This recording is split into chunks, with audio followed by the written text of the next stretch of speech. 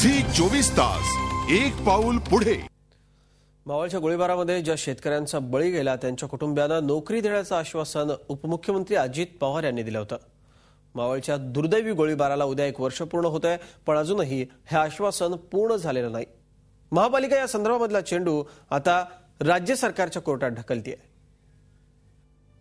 मावळमधली ही कुटुंब आजही न्यायाच्या प्रतीक्षेत आहेत। मावळ गोळीबारात या कुटुंबांचा आधार हरवलाय। पवना धरणातून बंद पाईपलाईनच्या विरोधात पुकारलेल्या आंदोलनादरम्यान गोळीबार झाला आणि मोरेश्वर साठे, शामराव तुपे आणि कांताबाई ठाकर यांचा या गोळीबारात मृत्यू झाला।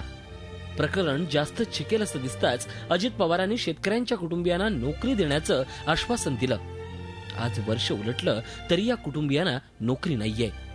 माझ्या कुटुंबात म्हणजे मी आणि माझा मुलगा 3 वर्षाचा, आम्ही दोघं, आमचं कुटुंब पूर्ण उद्ध्वस्त झाले। जे करते होते ते गेले, मग त्यासाठी आम्हाला नोकरीच पाहिजे ना। 3000 शेतकरी जरी गेले तरी आम्ही मागे सरणार नाही। आम्ही आमचे 3000 नाही 3 लाख गेले तरी आम्ही मागे सरणार नाही। आम्हाला पाणी हे जीवन आहे। आमच्या शेतकऱ्यांचं जीवन पाण्यावर आहे, त्यामुळे पाणी हे महत्त्वाचं आहे। म्हणजे पाणी नसेल तर आमच्या जीवनाचा अर्थ काय?